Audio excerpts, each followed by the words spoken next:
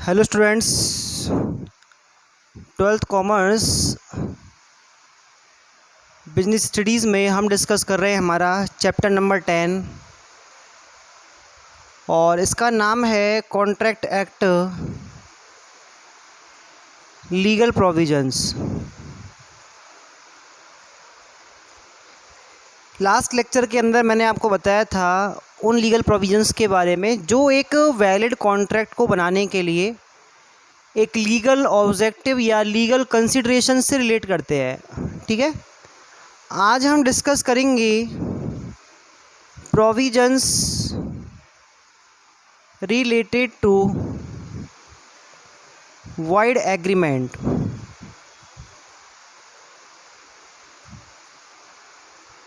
यानी कि जो आपके व्यर्थ ठहराव हैं उनसे संबंधित हम लीगल प्रोविजंस के बारे में पढ़ेंगे। आपको ध्यान हो तो मैंने वैलिड जो एक कॉन्ट्रैक्ट होता है उसके एसेंशियल फैक्टर्स में आपको बताया था कि जो कोई भी आप वैलिड कॉन्ट्रैक्ट करना चाहते हो वो कॉन्ट्रैक्ट इस तरह का एग्रीमेंट ना हो जो कॉन्ट्रैक्ट एक्ट 1872 के अंदर क्लियरली वॉइड डिक्लेयर कर रखा है। अब वो क्लियरली वॉइड कौन सा डिक्लेयर किया हुआ है उसके बारे में हम यहाँ बातें करेंगे। वो सारे के सारे एग्रीमेंट्स आपके वॉइड माने जाएंगे और वो कभी भी क्या नहीं बन सकते, वैलिड कॉन्ट्रैक्ट नहीं बन सकते। ठीक है, तो नंबर फर्स्ट पे हम चर्चा करेंगे agreement with a minor unsound mind person और any person declared disqualify clearly। तो मैंने आपको बताया था कॉन्ट्रेक्चुअल कैपेसिटी के अंदर कि कॉन्ट्रेक्चुअल कैपेसिटी में 3 तरह के लोगों को कॉन्ट्रैक्ट करने के लिए एलिजिबल नहीं माना गया है, जिसमें आपके माइनर्स आते हैं यानी कि एक अवयस्क व्यक्ति, एक अनसाउंड माइंड पर्सन यानी कि अस्वस्थ मस्तिष्क का व्यक्ति, और एक पढ़ा था हमने ऐसे व्यक्ति जिनको कि कॉन्ट्रैक्ट एक्ट के अंदर डिस्क्वालीफाई किया गया है और वो एक वैलिड कॉन्ट्रैक्ट नहीं बना सकते। तो ऐसे लोगों के साथ स्टार्टिंग से ही किए गए सारे के सारे एग्रीमेंट कैसे होते हैं, वॉइड होते हैं। नेक्स्ट हम बात करेंगे agreement between two parties which are on mistake about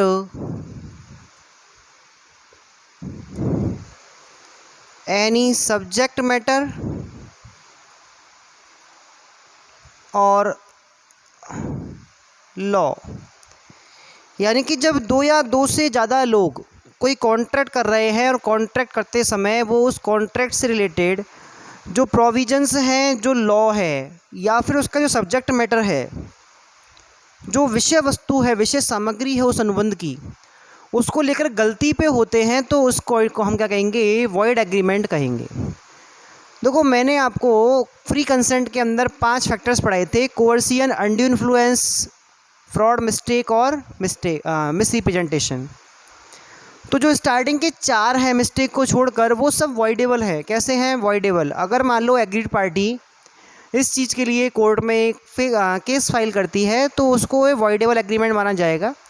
लेकिन मिस्टेक का जो आपका क्या होता है, कॉन्ट्रैक्ट होता है, वो स्टार्टिंग से कैसा होता है, वॉइड होता है। जैसे मान लो कोई 2 पार्टी हैं और उन दोनों पार्टियों ने आपस में मिलकर कोई कॉन्ट्रैक्ट किया कि सब्जेक्ट मैटर को लेके कि इस चीज़ को हम अगले 3 दिन के बाद खरीदेंगे बेचेंगे आपस में। उन्होंने प्रॉमिस ट्रांसफ़र कर दिए हैं एक दूसरे को, लेकिन पता चला कि वो जो चीज़ हम बेचने वाले थे वो प्रॉमिस से पहले 1 दिन पहले क्या हो गई थी, नष्ट हो गई थी, डैमेज हो गई थी, ख़त्म हो गई थी।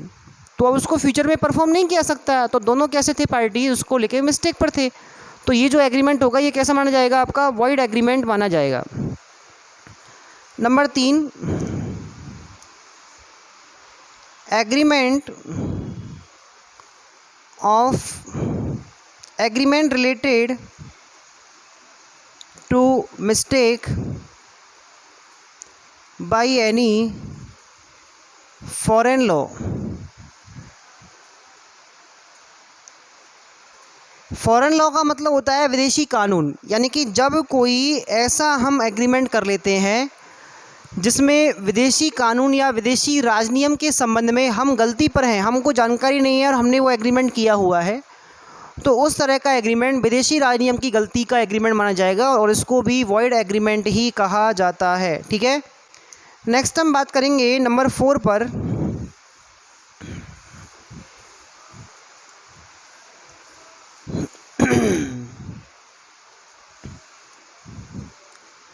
Agreement related to unlawful objective और कंसीडरेशन, यानी कि अगर मान लो किसी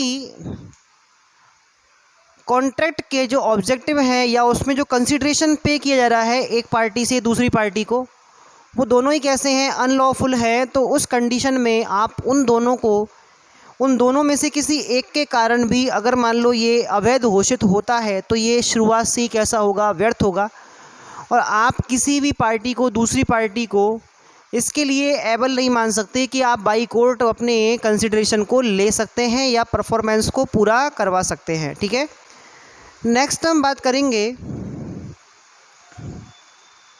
agreement to restraint any restraint a marriage of any person other than a minor,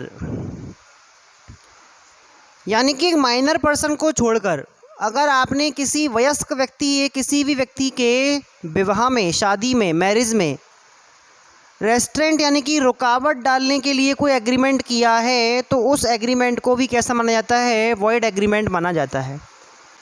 और इस तरह का जो आपका एग्रीमेंट है वो शुरुआत से वॉइड रहेगा, क्योंकि लॉ ये मानता है कि कंट्री के अंदर जितने भी लोग हैं उनको फ्रीडम है इस चीज़ की कि वो मैरिज कर सकते हैं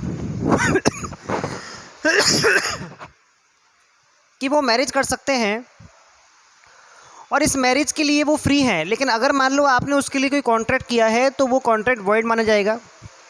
जैसे मान लो एक बंदा है ए और इसने एक लड़की से बी से ये प्रॉमिस किया कि अगर वो शादी नहीं करती है किसी दूसरे व्यक्ति से, अगर वो शादी नहीं करती है दूसरे व्यक्ति से तो वह उसको 5,000 रुपये देगा। क्या देगा? 5,000 रुपये। तो ये जो आपका कॉन्ट्रैक्ट है ये शुरुआत से कैसा है, वॉइड है, क्योंकि इससे जो बी है उसकी शादी में रुकावट डाली जा रही है और इसको लेकर जो लॉ है वो आपको परमिट नहीं करता, परमिशन नहीं देता। इसके अलावा अगर हम बात करें नंबर 6 पर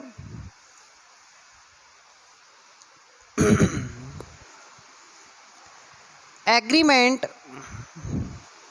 टू रेस्ट्रेंट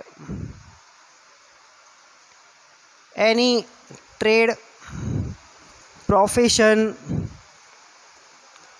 और बिजनेस,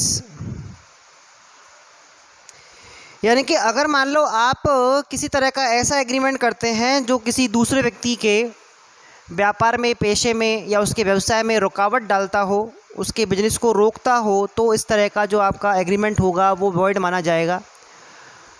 देखो क्या होता है, जैसे हम एग्जांपल लेते हैं कि ए और बी दोनों का एक ही मार्केट में एक जैसा काम है, एक जैसा बिजनेस है। ए जो है इसकी जो सेल है वो डाउन चल रही है, बिक्री कम हो रही है, तो इसने बी को बोला कि आपके जो भी खर्चे हैं दुकान के, आपके खुद के, ये सब मैं देने को तैयार हूँ, आप अपनी दुकान बंद कर दो जिससे आपके ग्राहक मेरे पास आएँ और मेरी बिक्री बढ़े। बी ने इस चीज़ को एक्सेप्ट कर लिया है, लेकिन बाद में ए ने दुकान बंद होने के बाद ऐसा कोई भी पेमेंट करने से मना कर दिया। तो यहाँ पर जो आपका एग्रीमेंट है वो एग्रीमेंट बी के बिजनेस में रुकावट डालने का है, तो इस तरह के एग्रीमेंट को वॉइड माना जाएगा और किसी भी तरह का कोई भी कंसिडरेशन किसी भी पार्टी को देना लेना नहीं होगा। ठीक है। इसके अलावा अगर हम बात करें नंबर 7 पर, agreement to restraint any legal procedure.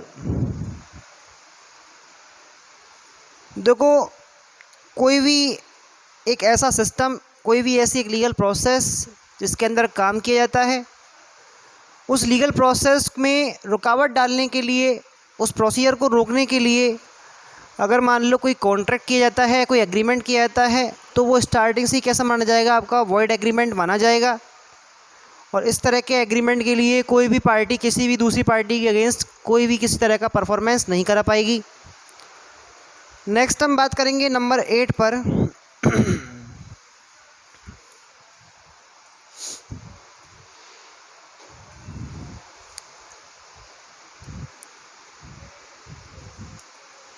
Wagering contract के बारे में।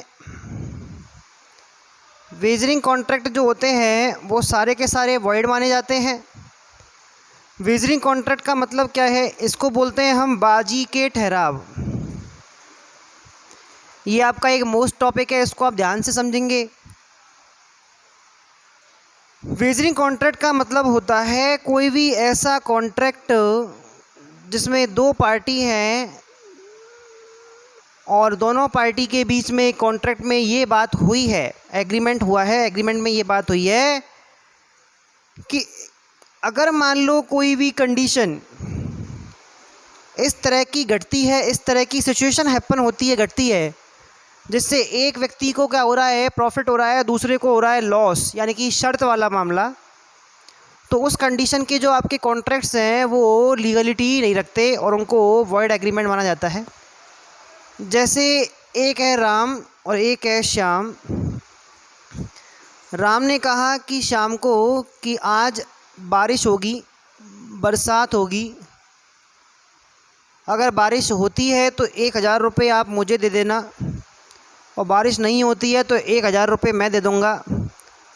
तो ये जो आपका पूरा का पूरा एग्रीमेंट है वो बेस्ड है बारिश होने पर, अगर घटना घटती है तो ऐसा होगा। तो इसमें एक जने को नुकसान होगा और एक जने को फ़ायदा, एक जने की जीत होगी, एक जने की हार। इस तरह के जो एग्रीमेंट होते हैं उनको हम क्या कहते हैं, वेजरिंग एग्रीमेंट या वेजरिंग कॉन्ट्रैक्ट के नाम से जानते हैं। और ये कैसे होते हैं, नल एंड वॉइड होते हैं, इनका किसी भी तरह का कोई लीगल लायबिलिटी क्रिएट नहीं होता। क्लियर। लेकिन अगर मान लो हम कुछ कॉन्ट्रैक्ट्स की बात करें, जैसे इंश्योरेंस का है, जैसे आपके स्पेकुलेशन का है, शेयर मार्केट का, जैसे आपका चिट फंड का है, ये आपके इस तरह के ही कॉन्ट्रैक्ट्स होते हैं जिनमें आपके एक व्यक्ति को लॉस होता है और एक को फ़ायदा। लेकिन ये सारे के सारे लीगल माने जाते हैं, मतलब कि ये कॉन्ट्रैक्ट लगने में तो लगते हैं वेजरिंग कॉन्ट्रैक्ट जैसे, परंतु ये लीगल हैं और इनको वॉइड नहीं माना जाएगा। वॉइड एग्रीमेंट कौन से होते हैं, जो ऐसे वेजरिंग कॉन्ट्रैक्ट जिनके बारे में अभी अपने बात की थी, शर्त वगैरह के बारे में। तो इस तरह के जो आपके कॉन्ट्रैक्ट्स हैं वो आपके कैसे होते हैं, वेजरिंग कॉन्ट्रैक्ट्स होते हैं। ठीक है। नेक्स्ट हम बात करेंगे अगले कॉन्ट्रैक्ट्स के बारे में।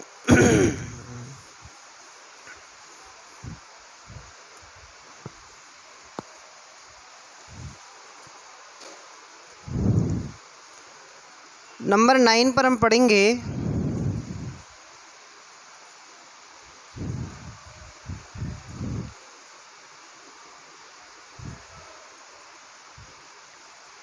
Impossible to perform. ऐसे एग्रीमेंट जिनके अंदर किसी काम को, किसी एक्ट को परफॉर्म करना इम्पॉसिबल होता है, उसे हम क्या कहेंगे, वॉइड एग्रीमेंट कहेंगे। जैसे चांद तारे तोड़ने की बात करना, ये पॉसिबल काम नहीं है। जैसे जादू से खजाना ढूंढने की बात करना, ये पॉसिबल काम नहीं है। तो इस तरह के जो एग्रीमेंट होते हैं वो आपके वॉइड एग्रीमेंट होते हैं। और नंबर 10 पर अनसर्टेन कंडीशंस, ऐसे कॉन्ट्रैक्ट जिनकी कंडीशंस कैसी होती हैं, अनसर्टेन होती हैं, फिक्स कुछ नहीं होता। जैसे मैं अपना मकान किसी दूसरे व्यक्ति को बेचने के लिए प्रपोजल रख रहा हूँ और उसमें मैंने कहा कि मैं आपको अपना मकान 10 या 20 लाख में बेच दूँगा, तो यहाँ सर्टेन नहीं है 10 या 20। तो इसमें क्या है कि इस तरह के एग्रीमेंट कैसे होते हैं, वॉइड एग्रीमेंट माने जाते हैं। आपको एक सर्टेनिटी होनी चाहिए टर्म्स के अंदर, और तब जाके आपका जो कॉन्ट्रैक्ट है वो वैलिड बनेगा। तो इस तरह से जो वॉइड एग्रीमेंट है उसके आपने कुछ एग्जांपल्स पढ़े, आई होप आपको समझ में आए होंगे। नेक्स्ट लेक्चर में बातें करेंगे हम अगले प्रोविजंस के बारे में। आज की क्लास में केवल इतना ही। Thank you.